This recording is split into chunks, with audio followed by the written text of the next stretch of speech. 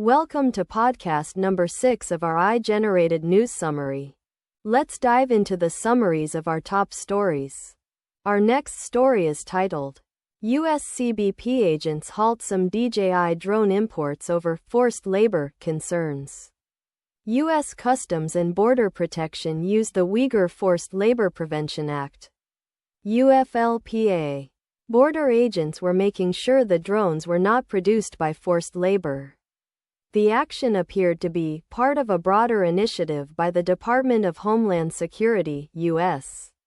Lawmakers have sounded the alarm on the widespread use of these drones by consumers and government agencies. We can't name one affordable U.S.-based drone company that is as good or exceeds DJI in performance. The incident was first reported by Reuters and was reported by state-run Chinese media outlet Global Times. The drone manufacturer SCDJI Technology Company Limited produces billions of dollars worth of drones each year.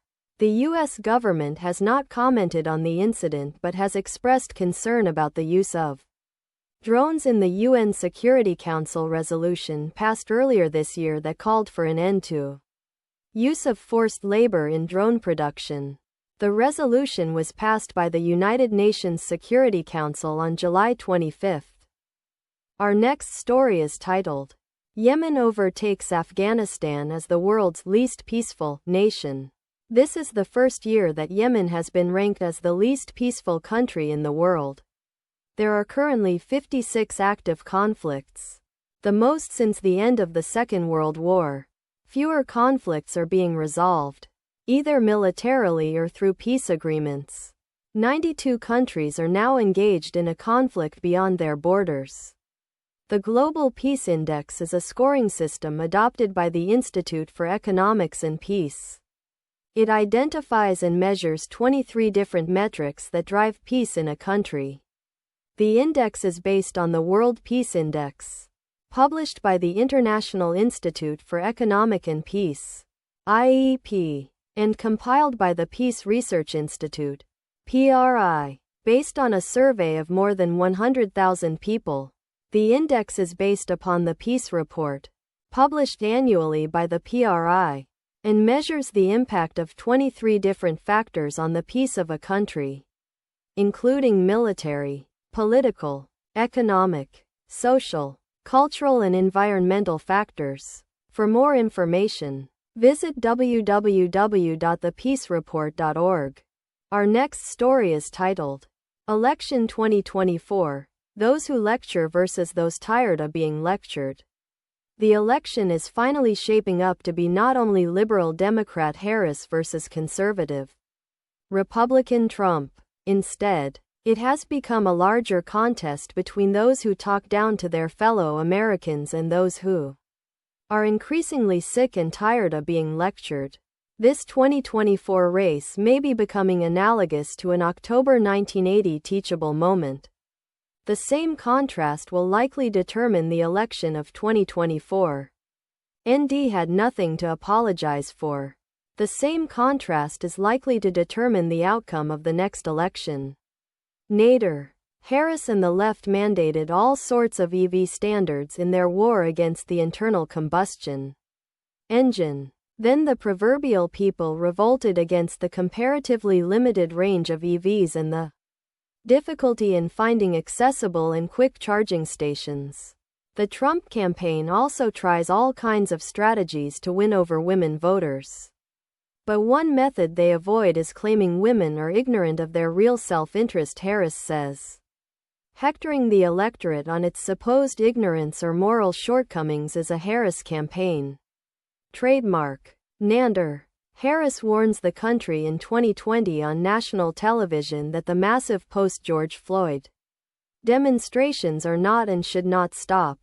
Our next story is titled, Kamala Harris celebrates Hamas chief's killing after loudly opposing operation that got him.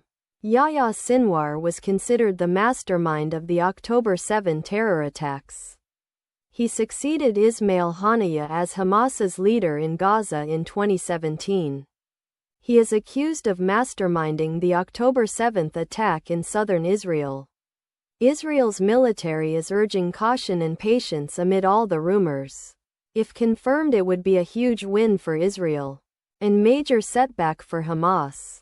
The comments underscore the continued strain in relations between Washington and Israel as the latter's war in Gaza continues. But last spring, as the IDF was poised to expand its operations further south into Rafah, she was firmly against it. She had even warned of consequences. Justice has been served. And the United States, Israel, and the entire world are better off. Kamala Harris is hailing Israel's killing of Hamas leader Yahya Sinwar. He was born in the Khan Yunis refugee camp in southern Gaza in 1962. His family were refugees from Maidal Ascalon, what became Ashkelon, after the creation of Israel in 1948. Our next story is titled, "The Case is More Serious." NYT hid extent of Kamala Harris plagiarism from their own expert. Journalist Chris Rufo revealed that Kamala Harris plagiarized giant sections of her book on crime. In response, the New York Times bent over backwards and forwards to downplay their preferred candidate's cut-and-pastery. Bailey still refers to the plagiarism as nothing more than sloppy writing habits. Not a malicious intent to defraud, much like it's not malicious intent to Rufo implored the Times to look at the entire claim, which they refused to do. Here is the full 47-page dossier, prepared by famed Austrian plagiarism hunter Stefan Weber. It's textbook, verbatim plagiarism, and not an isolated incident. Anyone can read it and come to the conclusion that Kamala Harris plagiarized her book. It was taken verbatim, without paraphrasing or putting it in quotations. The full dossier is available on Stefan Weber's website and can be downloaded for free. Our next story is titled, "Billionaire's Row Developer Buys Madison Avenue Office Tower for Condo Conversion." A 24-story office tower at 655 Madison Avenue was slated for demolition months ago.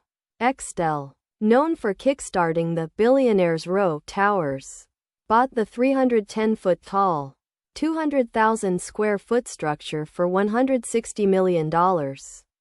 Last week, developer Van Barden Group agreed to buy the Archdiocese of New York's headquarters building on First Avenue, with plans to convert it into rental housing. That followed a deal in September to purchase a financial district tower for a similar office-to-housing project. Some towers can't even be given away due to high conversion costs. Regional banks hold the bulk of tower debt.